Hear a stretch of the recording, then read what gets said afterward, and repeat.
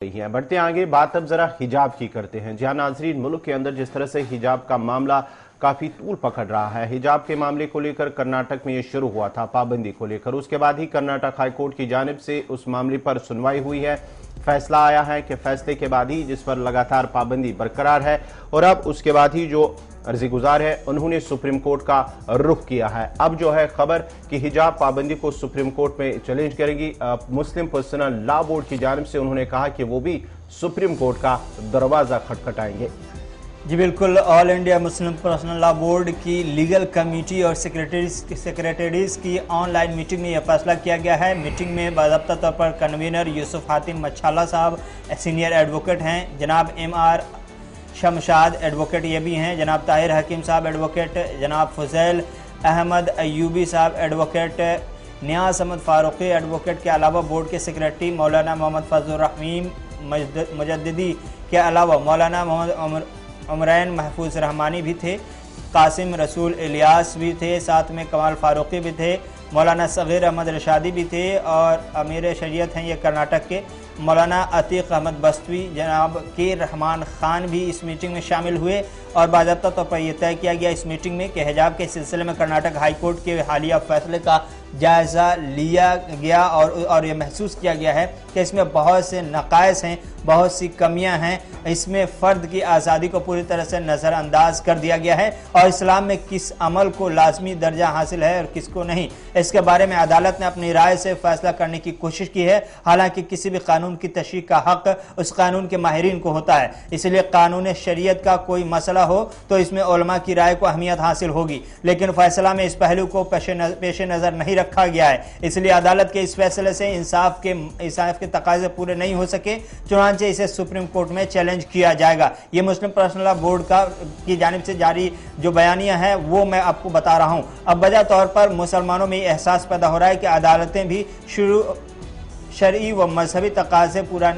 शरई व मजहबी उमूर व मामलात में मुतासबाना जहनीत का शिकार होती जा रही हैं और अक्सर दस्तूरी तहफ़्फ़ुज़ात की मनमानी तशरीह करती हैं। बोर्ड इस पर गहरी तशवीश और रंज का इजहार करता है। ताहम बोर्ड ने यह फैसला किया है और कानून के दायरे में रहते हुए अनकरीब मुनासिब कदम उठाएगा और सुप्रीम कोर्ट से रुजू करेगा। इस बीच बोर्ड इसके साथ उलमा, दानिशवरान, मिल्ली कायदीन, तालीमी माहिरीन, सरमायादारों और ताजिरों से अपील की है कि वह ज़्यादा से ज़्यादा गर्ल्स स्कूल कायम करें, इस्लामी माहौल और अखलाकी अक़दार के साथ मेयारी तालीम का इंतज़ाम करें, लड़कियों की तालीम पर खुसूसी तवज्जो दें, प्राइवेट इदारों से मुसलमान समाजी रहनुमा मुलाकात करके उनको 7वीं क्लास से ऊपर लड़कियों के लिए अलग क्लासरूम कायम करने की तरगीब दें और जिस रियासत में सरकार एस्कार्फ पर पाबंदी लगाए वहाँ हुकूमत के खिलाफ भरपूर मगर पुरअमन तौर पर एहतजाज करें। बोर्ड ने मिल्लत की उन बच्चियों को भी मुबारकबाद पेश की है जिन्होंने बेपर्दा होने को कबूल नहीं किया और उन्होंने इस्लामी शिआर पर साबित कदमी इख्तियार की। बोर्ड ने मुसलमानों से अपील की है कि वो सब्र से काम लें, कानून को अपने हाथ में न लें और बोर्ड की हिदायत का इंतजार करें। तो सुप्रीम कोर्ट अब फिर से खुलकर आ चुका है मैदान में। सुप्रीम कोर्ट ने बाज़ाब्ता मुस्लिम पर्सनल लॉ बोर्ड ने भी सुप्रीम कोर्ट जाने का फैसला कर लिया है। इससे पहले आपको बता दें कर्नाटक हाई कोर्ट का जो फैसला आया था उस पर बाज़ाब्ता तौर पर नाराज़गी का इजहार करते हुए तालिबात ने एक अर्जी दाखिल की थी और उसके बाद फिर कई अर्जियां आई। सीनियर वकील संजय हेगड़े की जानिब से बाज़ाब्ता तौर पर सुप्रीम कोर्ट में अर्जेंट मैटर के तौर पर इसे पेश किया गया था, लेकिन सुप्रीम कोर्ट ने कहा कि चूंकि अभी होली के दिन आ गए हैं, होली की छुट्टी है और अब इस मामले पर हम होली की छुट्टी के बाद ही समाअत करेंगे। तो 21 तारीख को बाज़ाब्ता तौर पर होली की छुट्टी के बाद जब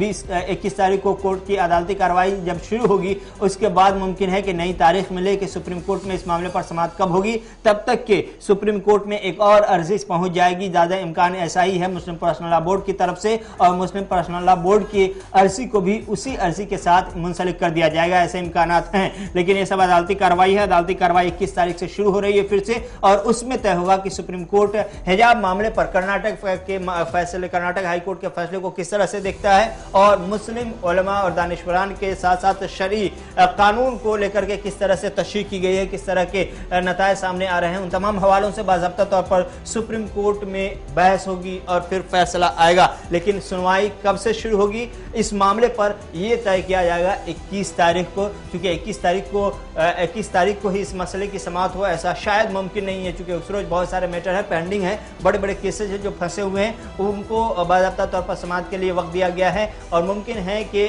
22 तारीख या उसके बाद नई तारीख मिले जब सुप्रीम कोर्ट में हिजाब की पाबंदी के मामले पर समाअत शुरू हो सके।